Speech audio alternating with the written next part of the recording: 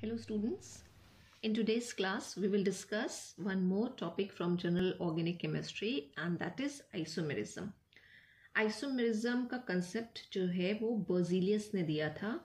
Isomerism में iso stands for equal और मेरोस या मर मीन्स होता है पार्ट या यूनिट, यानी कि इक्वल यूनिट या इक्वल पार्ट्स की बात हो रही है. आइसोमेरिज्म का फिनोमेना ऐसा है जो ऑर्गेनिक कंपाउंड्स ही शो करते हैं. ये अलग बात है कि जब आप क्लास 12th में जाएंगे और आप कोऑर्डिनेशन कंपाउंड्स पढ़ेंगे जो कि इनऑर्गेनिक कंपाउंड्स होते हैं, वहाँ पे भी आप देखेंगे कि वो पर्टिकुलर कोऑर्डिनेशन कंपाउंड भी आइसोमेरिज्म शो करते हैं. लेकिन आइसोमेरिज्म एक्सक्लूसिवली जो अटैच्ड है टर्म वो ऑर्गेनिक कंपाउंड से है कि ऑर्गेनिक कंपाउंड आइसोमेरिज्म का फिनोमेना शो करते हैं. अब क्वेश्चन ये है कि आइसोमेरिज्म होता क्या है, हम आइसोमेरिज्म को कैसे डिफाइन करते हैं. तो सिंपल से डेफिनेशन है कि the organic compound having same molecular formula but different structures, right. और वो जो डिफरेंट स्ट्रक्चर्स आते हैं वो क्यों आते हैं? Due to the different arrangement of atoms. जो एटम का अरेंजमेंट है वो चेंज हो जाता है. मॉलिक्यूलर फॉर्मूला सेम होगा लेकिन स्ट्रक्चरल फॉर्मूला या स्ट्रक्चर्स अलग अलग आएंगे हमारे पास, और उसकी वजह से हो सकता है कि जो कंपाउंड्स हों उनकी या तो फिजिकल प्रॉपर्टीज और या फिर केमिकल प्रॉपर्टीज और या दोनों चेंज होकर आ जाएं.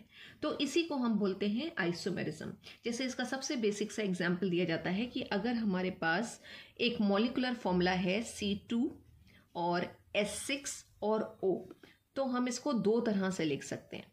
C2H5OH, ये क्या बना? इथाइल अल्कोहल या इथेनॉल.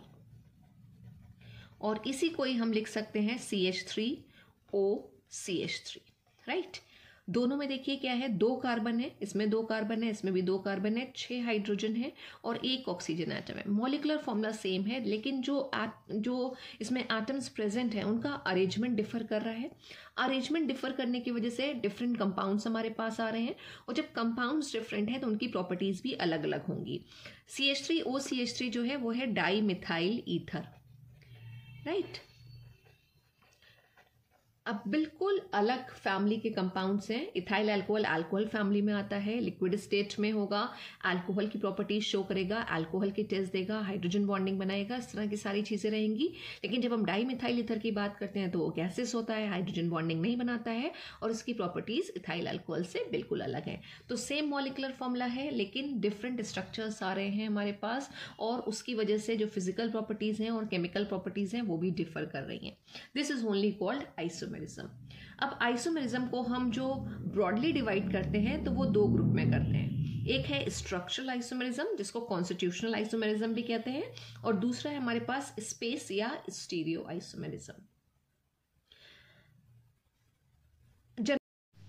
स्ट्रक्चरल आइसोमेरिज्म की बात करें तो स्ट्रक्चरल आइसोमेरिज्म क्या है? स्ट्रक्चरल आइसोमेरिज्म जैसे कि नाम से ही पता चल रहा है, आइसोमेरिज्म का फिनोमेना होगा और डिफरेंस जो है वो स्ट्रक्चर में आ रहा होगा. स्ट्रक्चर मतलब जो एटम या ग्रुप हैं जो आपस में एक दूसरे के साथ लिंक्ड हैं किसी मॉलिक्यूल के अंदर, तो उसका जो अरेंजमेंट होगा वो थोड़ा डिफरेंट होगा, राइट. उसी को हम बोलते हैं स्ट्रक्चरल आइसोमेरिज्म. जैसे हमने यहाँ पे जो एग्जाम्पल लिखा था कि C2H6O अगर मॉलिक्यूलर फॉर्मूला है तो उससे हम दो कंपाउंड ड्राइव कर सकते हैं, और एक है C2H5OH और दूसरा है CH3OCH3.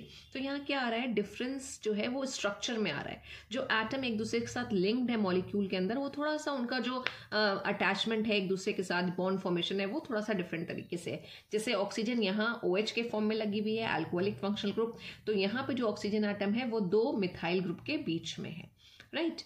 स्पेस और स्टीरियो आइसोमेरिज्म क्या है अगर हम बात करें तो देखिए, अगर हमारे पास कोई मॉलिक्यूल है और अगर हम उसका 3D स्ट्रक्चर देख रहे हैं, 3D स्ट्रक्चर यानी कि 3 डायमेंशनल स्ट्रक्चर देख रहे हैं, तो हम कहते हैं कि मॉलिक्यूल को हम एयर में देख रहे हैं, स्पेस में देख रहे हैं. मॉलिक्यूल को अगर हम हैंग करके देखें, राइट, तो वो चीज आती है हमारी स्पेस, यानी हम उसको एयर में उसका 3D स्ट्रक्चर देख रहे हैं. अब 3D स्ट्रक्चर में क्या होगा, जो एटम या फिर ग्रुप ऑफ एटम्स हैं वो तो सेम होंगे लेकिन कार्बन के दोनों तरफ हो सकता हो उनका जो अरेंजमेंट हो वो डिफर कर जाए, और उसकी वजह से जो आइसोमेरिज्म आती है उसको हम बोलते हैं स्पेस या फिर स्टीरियो आइसोमेरिज्म. जैसे फॉर एग्जाम्पल इसके जो हमने यहाँ पे टाइप्स लिखे हैं, ज्योमेट्रिकल आइसोमेरिज्म, राइट. तो ज्योमेट्रिकल का हमारे पास एक फॉर्म आता है सिस और ट्रांस. जैसे एल्कीन्स जो हैं वो सिस ट्रांस आइसोमेरिज्म शो करती हैं. एल्कीन्स होगी तो कार्बन कार्बन के बीच में डबल बॉन्ड का फॉर्मेशन होगा, राइट. अब सपोज कुछ ये स्टोरी है कि यहाँ कार्बन के साथ एक H लगा हुआ है और एक Cl लगा हुआ है, राइट। इस कार्बन के साथ भी क्या है, H लगा हुआ है और Cl लगा हुआ है, राइट। तो ये हमारे पास मॉलिक्यूल बन के आ गया। अगर हम इसको बोलेंगे तो ये क्या हो जाएगा, दिस इज डाइक्लोरोईथीन का स्ट्रक्चर है, डाइक्लोरोईथीन बन रहा है। अब इसमें देखिए डबल बॉन्ड के अक्रॉस जो कार्बन एटम्स हैं उसमें 2 हाइड्रोजन है, आई मीन इस कार्बन के साथ एक हाइड्रोजन है और इस कार्बन के साथ एक हाइड्रोजन है और दोनों सेम साइड में आ रहे हैं। इसी तरह Cl सेम साइड में आ रहे हैं। तो ये जो आइसोमर बन के आएगा उसको हम बोलेंगे सिस फॉर्म। लेकिन अगर यही चीज हो कि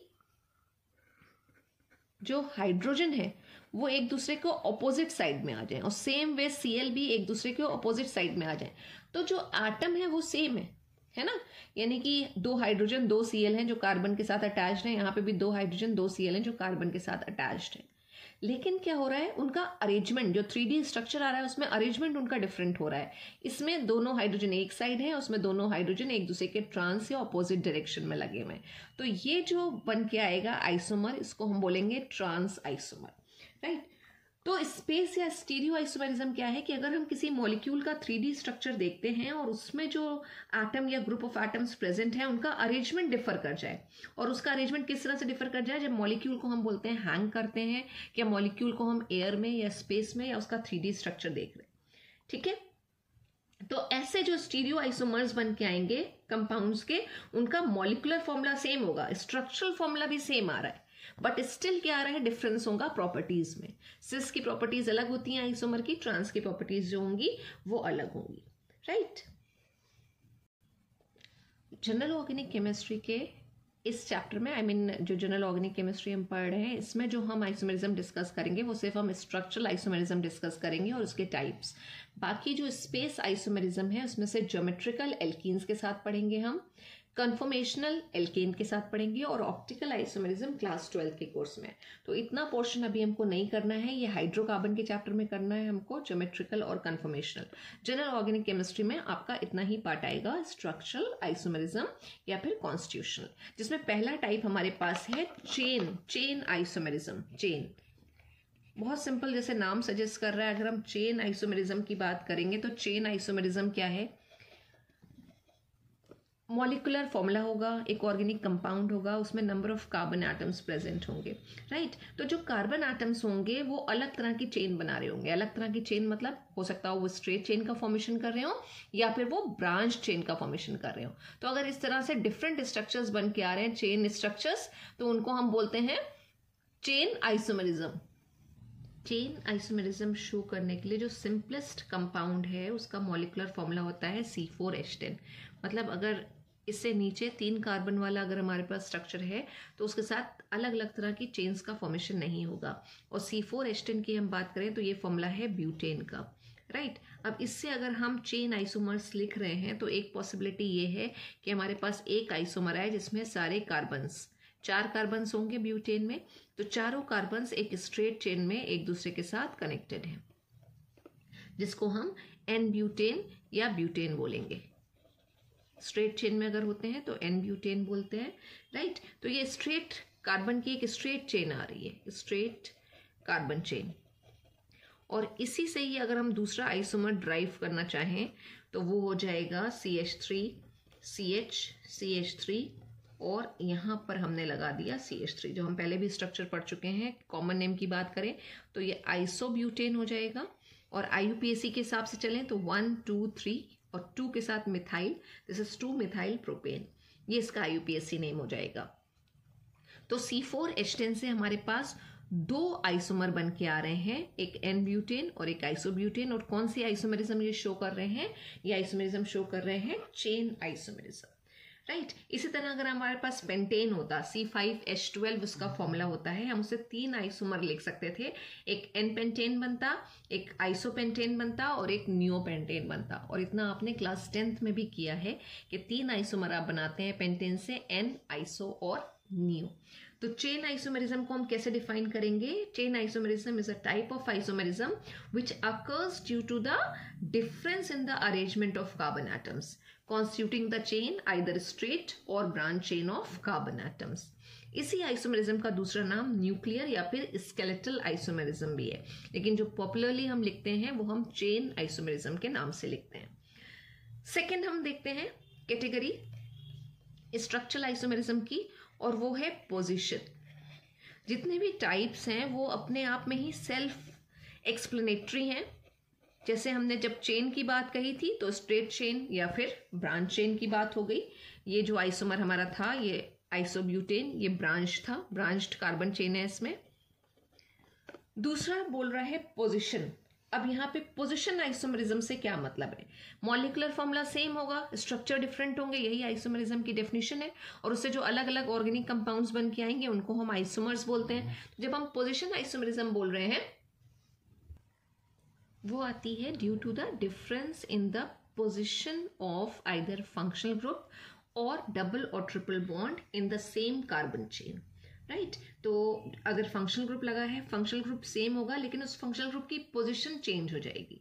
तो अगर पोजीशन चेंज होके अलग अलग हमारे पास कंपाउंड्स बन के आ रहे हैं तो उन्हें हम बोलेंगे पोजीशन आइसोमर्स, और फिनोमिना कहलाएगा पोजीशन आइसोमेरिज्म। हम कैसे डिफाइन कर सकते हैं पोजीशन आइसोमेरिज्म को? It is due to the difference in the positions occupied by the particular atom or group in the same carbon chain, right? Or it can be due to the different positions of double or triple bond in either alkenes और alkynes, क्योंकि double bond जो होगी वो alkene में होगी और triple bond जो होगी वो एल्काइन में होगी। तो पोजीशन आइसोमेरिज्म का अगर हम एग्जांपल लिखें तो हमारे पास मॉलिक्यूलर फॉर्मूला सपोज है C3H8O। अब इससे हमें पोजीशन आइसोमर्स बनाने, राइट। अब इससे पोजीशन आइसोमर्स क्या बन सकते हैं? एक बन सकता है हमारा CH3, CH2, CH2 और OH, राइट।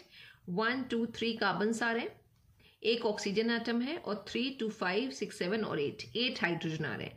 ये जो बन के आया इसका अगर हम IUPAC नेम लिखें तो ये हो जाएगा प्रोपैन 1 ऑल, राइट। और इसी तरह हम इससे प्रोपैन 2 ऑल भी बना सकते हैं 3 कार्बन से, ये बन गया प्रोपैन 2 ऑल, राइट। दोनों की प्रॉपर्टीज अलग होंगी। प्रोपैन 2 ऑल, ये एक प्राइमरी अल्कोहल है, ये एक सेकेंडरी अल्कोहल है। सेकेंडरी अल्कोहल का मतलब है कि OH ग्रुप जिस कार्बन के साथ लगा हुआ है वो इन टर्न 2 और कार्बन के साथ अटैच्ड है। तो प्रोपैन 2 ऑल एक सेकेंडरी अल्कोहल कहलाता है, जबकि प्रोपैन 1 ऑल एक प्राइमरी अल्कोहल कहलाता है, क्योंकि OH ग्रुप जिस कार्बन के साथ अटैच्ड है वो एक और कार्बन के साथ अटैच्ड है, इसलिए हम उसे बोल रहे हैं प्राइमरी, राइट। तो ये हो गई पोजीशन आइसोमेरिज्म कि सिर्फ फंक्शनल ग्रुप जो है उसकी पोजीशन चेंज हो रही है और उसकी वजह से जो अलग अलग आइसोमर्स आ रहे हैं वो पोजीशन आइसोमर्स कहलाएंगे। अब डबल बॉन्ड या ट्रिपल बॉन्ड का अगर हम एग्जांपल लिखें तो बट 1 इन, ठीक है, ये तो पहला एग्जांपल हो गया। एक और एग्जांपल अगर हम लिखें तो बट 1 इन, बट 1 इन कैसे बनेगा? CH3, CH2, CH double bond CH2, this is but 1 इन। और इसी से ही बट 2 इन भी बन सकता है, CH3, CH double bond CH और CH3, ये बना बट 2 इन। मॉलिक्यूलर फॉर्मूला दोनों का सेम है लेकिन जो डबल बॉन्ड की पोजीशन है वो डिफर कर रही है। इस आइसोमर में डबल बॉन्ड फर्स्ट कार्बन के साथ अटैच है, लेकिन इस आइसोमर में या इस कंपाउंड में डबल बॉन्ड सेकेंड कार्बन के साथ अटैच्ड है। तो अलग अलग स्ट्रक्चर्स आ रहे हैं क्योंकि पोजीशन चेंज हो गई है डबल बॉन्ड की।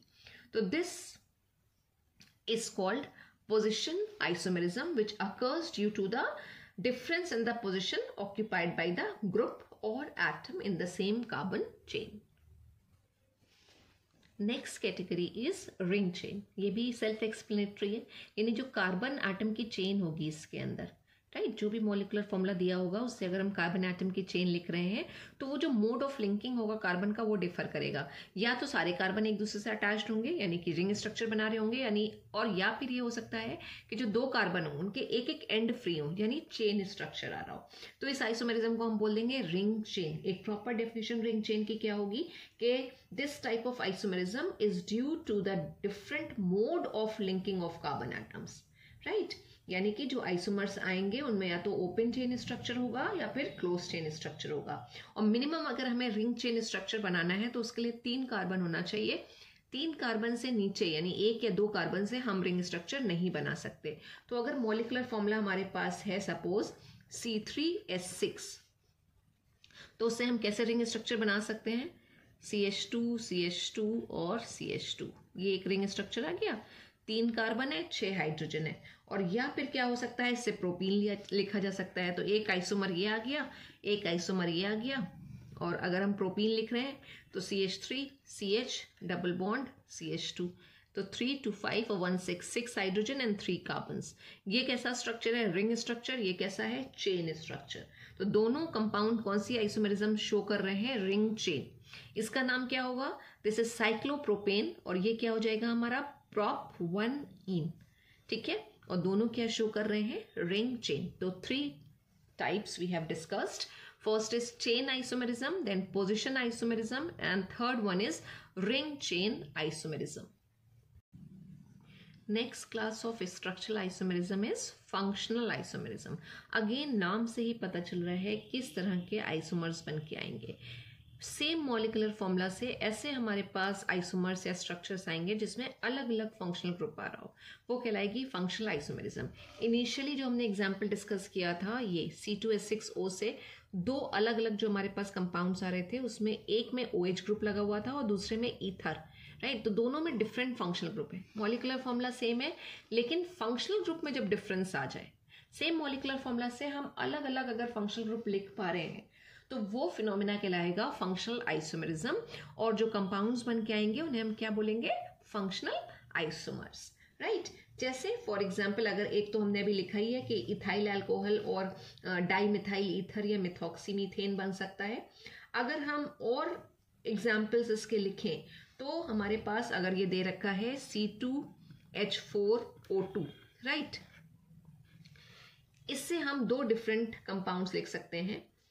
2 जब ऑक्सीजन आटम आ जाए, ये O2 अगर लगा हुआ है, तो जितने भी आपने फंक्शनल ग्रुप्स पढ़े हैं उसमें कार्बोक्सिलिक एसिड और ईस्टर, राइट। एसिड में 2 ऑक्सीजन प्रेजेंट होते हैं और एसिड के डेरिवेटिव्स में भी होते हैं। इसके अलावा ईस्टर्स में 2 ऑक्सीजन आटम प्रेजेंट होते हैं। तो C2 का मतलब है हम 2 कार्बन वाला इससे एसिड लिख सकते हैं, और 2 कार्बन वाला जो एसिड होता है वो होता है इथेनोइक एसिड। तो 2 कार्बन 4 हाइड्रोजन और 2 ऑक्सीजन आटम हमारे पास आ रहे हैं, यानी सेम मॉलिकुलर फॉर्मूला आ रहा है। लेकिन इसमें जो फंक्शनल ग्रुप लगा हुआ है वो है COOH, यानी कि कार्बोक्सिलिक एसिड, एक एसिडिक ग्रुप प्रेजेंट है। और ईस्टर अगर हम इसी मॉलिकुलर फॉर्मूला से बनाना चाहें तो हम मिथाइल मिथेनोएट बना सकते हैं, COO, राइट। इसको हम बोलें तो ये हुआ हमारा मिथेनोएट, एक कार्बन का ईस्टर है, और ईस्टर में COO फंक्शनल ग्रुप होता है, और जो टर्मिनेशन होता है यानी कि जो सेकेंडरी सफिक्स लगता है ईस्टर में, वो होता है O8। और अगर हमें बनाना है यहाँ पे मिथाइल तो CH3 ग्रुप आ जाएगा। दिस इज मिथाइल मिथेनोएट, जो एक ईस्टर है। तो यू कैन सी कि मॉलिकुलर फॉर्मूला सेम है, लेकिन अलग अलग फंक्शनल ग्रुप हैं, एक में एसिड एक में ईस्टर, प्रॉपर्टीज बिल्कुल डिफरेंट होंगी, राइट। तो इस तरह से जब सेम मॉलिकुलर फॉर्मूला से हम अलग अलग फंक्शनल ग्रुप लिख सकते हों और आइसोमर बना सकते हों, उस फिनोमिना को ही हम बोलते हैं फंक्शनल आइसोमेरिज्म। और इसी तरह से अगर हम एक एग्जांपल और लें, तो अगर हमारे पास मॉलिकुलर फॉर्मूला दे रखा है C2H3N, राइट, तो C2H3N से हम क्या बना सकते हैं, CH3CN, राइट। क्या बोलेंगे इसको हम, मिथाइल साइनाइड, एक मिथाइल साइनाइड बन गया। मिथाइल साइनाइड यानी साइनाइड ग्रुप में क्या होता है, जो लिंकिंग होती है, यानी कि जो एल्काइल ग्रुप के साथ लिंकिंग होगी वो कार्बन के थ्रू होगी, लेकिन यही लिंकिंग अगर नाइट्रोजन के थ्रू हो जाए, यानी नाइट्रोजन के साथ या नाइट्रोजन कार्बन के साथ बॉन्ड बना रहा है, तो वो आइसोसाइनाइड का स्ट्रक्चर होता है। तो this is methyl cyanide, and this one CH3NC is methyl isocyanide। तो you can see molecular formula same है, लेकिन फंक्शनल ग्रुप अलग अलग आ रहे हैं, फंक्शनल ग्रुप में डिफरेंस है।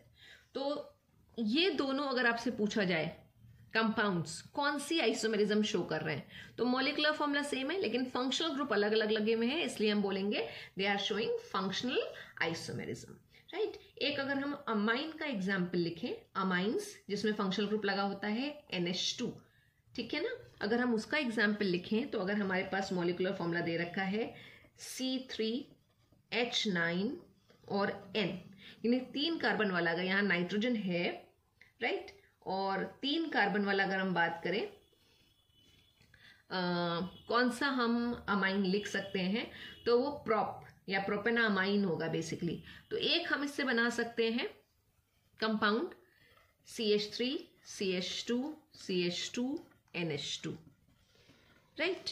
ये प्राइमरी अमाइन है, ये बिल्कुल दोनों में ही NH2 ग्रुप की हम बात करेंगे, दोनों ही हमारे अमाइंस आ रहे हैं, लेकिन हम बिल्कुल अलग बनाएंगे। प्राइमरी अमीन्स अलग होते हैं, सेकेंडरी अमीन्स अलग होते हैं, राइट। तो ये हमने जो बनाया ये है प्राइमरी अमीन, और इसी से ही अगर हम सेकेंडरी अमीन बनाए, राइट, सेकेंडरी अमीन बनाने के लिए हमें एक हाइड्रोजन हटाना होगा और उसकी जगह पे हमें क्या करना है, CH3 ग्रुप लगा देना है। तो अब ये सेकेंडरी अमीन है हमारा। सेकेंडरी अमीन क्यों है कि नाइट्रोजन आटम जो है अमाइनो ग्रुप का, वो इधर भी कार्बन के साथ कनेक्टेड है और इधर भी कार्बन के साथ कनेक्टेड है, या फिर 2 कार्बन के साथ कनेक्टेड है, इसलिए हमसे बोल रहे हैं सेकेंडरी अमीन। और IUPAC नेम अगर हम इसका लिखें तो एक हाइड्रोजन हटा है तब CH3 ग्रुप लगा है। तो जितने हाइड्रोजन हटते हैं हम अमाइन के लिए क्या करते चले जाते हैं, कैपिटल N लगाते जाते हैं, और जो ग्रुप आके लगा है उसका नाम लिखते हैं। तो N मिथाइल का मतलब है कि एक हाइड्रोजन हटाया है हमने अमाइनो ग्रुप से और उसकी जगह पे हमने क्या किया है, मिथाइल ग्रुप लगा दिया है। तो this will be N methyl और इथेनामाइन, राइट। ये हमारा आ गया था ये चीज, N मिथाइल, एक हाइड्रोजन हटा N मिथाइल लग गया, और बाकी 2 कार्बन के साथ CH3 CH2 NH बच रहा है, तो उसको हम बोलेंगे इथेनामाइन, राइट। और इसका नाम अगर हम बोलें तो ये क्या होगा, प्रोपैन, रूट वर्ड होगा प्रोप, 3 कार्बन आ रहे हैं, कार्बन कार्बन के बीच में सिंगल बॉन्ड है तो प्राइमरी सफिक्स एन लगेगा, और फर्स्ट कार्बन के साथ NH2 लगा हुआ है तो 1 अमाइन। तो दिस इज प्रोप या प्रोपैन 1 अमाइन। तो we have discuss chain isomerism, position isomerism, ring chain and functional. Thank you so much students.